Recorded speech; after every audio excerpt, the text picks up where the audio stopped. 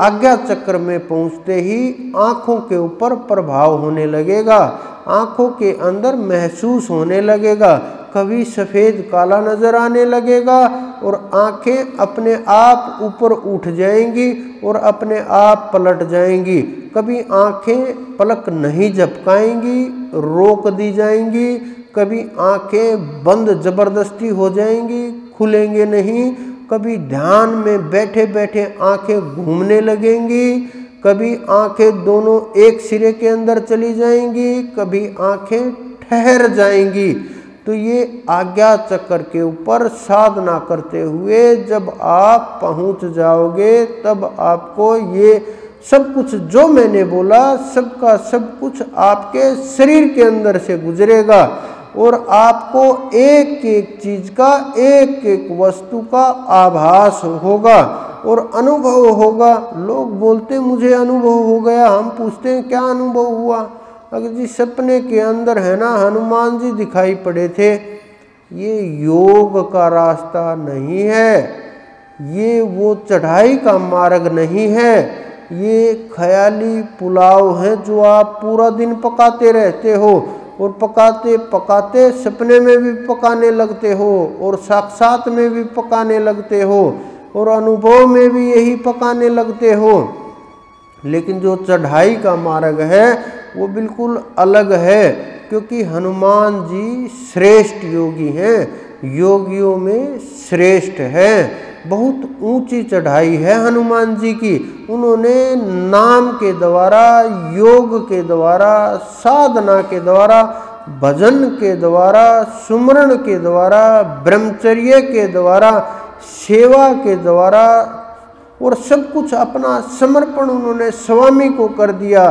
तो इतने श्रेष्ठ योगी, इतनी लंबी आयु, इतने ताकतवर महापुरुष, इतने ज्ञानी और इतने बुद्धिजीवी जो ब्रह्म को जिन्होंने प्राप्त कर लिया, जिनका शरीर भी तेजस्वी और दिव्य जिनका रूप है, वो योग में स्थित हैं आज भी और योग करते रहते हैं और वो सदा उस श्री राम जी के चरणों में समर्पित रहते हैं और वही उनका स्थान है, वही उनकी चढ़ाई है। वो आगे जाने की कभी नहीं सोचते, वो ये मानते हैं कि बस जो कुछ पाना था वो पा लिया। उन्होंने ब्रह्म का अनुभव कर लिया, अनंत ताकत का अनुभव कर लिया, परम सत्ता का अनुभव कर लिया। अहंकार जिनके आसपास तक नहीं है, इतनी ताकत होने के बावजूद, राम के संदेश वाहक होने के बावजूद, राम के पार्षद होने के बावजूद इतने ताकतवर कि अहंकार मात्र नहीं है। हमारे पास अगर ज़्यादा नहीं करोड़ों रुपए आ जाए तो अहंकार इतना आ जाता है कि मैं तो बहुत श्रेष्ठ हो गया। लेकिन आप अनुभव करो, आप कैसे श्रेष्ठ हो गए? क्या आपका ज्ञान बढ़ गया? क्या आपका ध्यान बढ़ गया? क्या आपकी हाइट बढ़ गई? क्या आपकी बुद्धि बढ़ गई? क्या आप वहाँ तक पहुँच पाए? क्या आपके अंदर कुछ जागृति हुई? क्या संतों की कृपा हुई? क्या आपने अपना लक्ष्य प्राप्त कर लिया? क्या आप वहाँ तक पहुँच गए जहाँ आपको जाना था? ये सब नहीं कर पाते, बस अहंकार को और मजबूत कर लेते हैं और अहंकार जितना आप मजबूत करोगे रास्ता उतना ही रुकता चला जाएगा। इससे आगे जब चढ़ाई शुरू होगी वहाँ वैतरणी नदी मिलेगी, उसके अंदर बहुत ही दुर्गंध आती है, बहुत दुर्गंध, इतनी दुर्गंध आती है वहाँ कोई ठहरता नहीं। नरक से भी बहुत बुरा हाल है, बहुत बड़े बड़े जानवर उसके अंदर पड़े हुए हैं, बहुत बड़े बड़े मगरमच्छ उसके अंदर पड़े हुए हैं। वो वैतरणी पार करना आसान नहीं है। गुरु हाथ पकड़ के वो वैतरणी पार कराते हैं और उसके बिना वहाँ वैतरणी पार नहीं होती। कितना भी आप प्रयास करें, कितनी भी कोशिश करें, वहाँ गुरु की आवश्यकता शुरू हो जाती है। वहाँ भजन के साथ साथ कृपा की भी आवश्यकता होती है। क्योंकि जब ये आत्मा ध्यान के अंदर चढ़ाई शुरू करती है तो बिना गुरु के संरक्षण के बहुत से तांत्रिक इस ब्रह्मांड के अंदर घूमते रहते हैं, जो शरीर छोड़ करके चले गए या जो शरीर के अंदर हैं, जिन्होंने तंत्र की साधनाएं कर ली, जिन्होंने आत्माओं को पकड़ना जकड़ना सीख लिया, वो बहुत घूमते रहते हैं। अगर गुरु संरक्षण दे नहीं पा रहा, गुरु समर्थ नहीं है, तो वो आत्माओं को उठा ले जाते हैं, शरीर अलग रह जाता है, आत्माओं को वो ले जाते हैं और प्राण छूट जाते हैं। इस प्रकार का खेल यहाँ शुरू हो जाता है।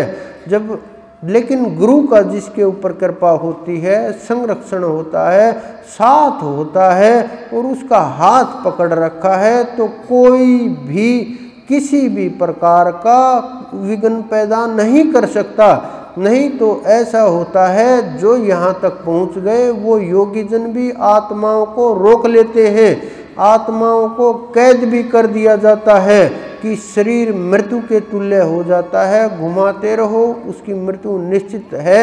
एक समय बाउंड होता है, वो आत्मा तब तक छूट गई तो ठीक है, वहाँ से आ गई तो ठीक है, अगर उस बंधन से छूट करके नहीं आई तो शरीर यहाँ पर छूट जाता है। इसलिए गुरु की यहाँ आवश्यकता बहुत ज़रूरी हो जाती है। गुरु के बिना न वैतरणी पार होती, न आगे चढ़ाई हो सकती। सबसे ज़्यादा आवश्यकता होती, यहाँ तक आप बिना गुरु के भी चढ़ सकते हैं, प्रयास के साथ, मेहनत के साथ ये हो सकता है।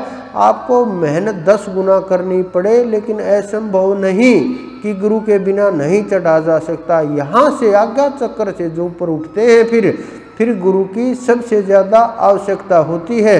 ये समझो, ये प्लेटफॉर्म वो आ गया जहाँ से विमान उड़ते हैं कि किसको कहाँ जाना है, यहीं रुकना है, चढ़ना है, उतरना है। इससे आगे जो शुरू होता है वो शुरू होता है, क्योंकि ये नदी पार होने के बाद जब आप दुर्गंध से निकल करके जाते हो और आपकी हालात, या तो गुरु ने हाथ पकड़ दिया, उड़ते हुए निकल जाओगे, तैरते हुए निकल जाओगे, नौका में बैठ करके निकल जाओगे, तो ये गुरु की अक्षमता के ऊपर निर्भर करता है, गुरु के सामर्थ्य के ऊपर निर्भर करता है कि वो किस प्रकार से आपको वहाँ से गुजारता है। लेकिन समर्थ गुरु किसी भी प्रकार से वहाँ से गुजार ही देते हैं। रास्ता चाहे कोई भी हो, मंजिल एक ही होती है, क्योंकि बिना मंजिल के अगर हम वहीं रुक गए, वैतरणी में डूब जाएंगे, बह जाएंगे, खो जाएगा सब कुछ, आंखें खुल जाएंगी, सब कुछ वहीं छूट जाएगा, आगे बढ़ना मुश्किल हो जाएगा। हो सकता है अगर वहाँ से लौट आए तो जन्म की हानि हो, तो अगले जन्म में समर्थ मिले तब जा कर के चढ़ाई शुरू हो। लेकिन इससे जब वैतरणी से जब इतनी गंध दुर्गंध से आप आगे निकलोगे, उसके अंदर इतने बड़े बड़े मगरमच्छ हैं, इतने बड़े बड़े अनंत अनंत प्रकार के भयानक जीव भरे पड़े हैं, रूह कांपने लगती है वहाँ से गुजर करके, और हालात ये हो जाते हैं कि नहीं, पैर रखते ही खा जाएंगे ये, अगर इसके अंदर हाथ डाल दिया तो हाथ जल जाएगा। वो बहुत बुरा हाल है। वहाँ जा कर के कोई कोई जीव जिन्होंने अनुभव किया उनको पता भी होगा कि वैतरणी का क्या हाल है और वैतरणी कैसे पार की जाती है।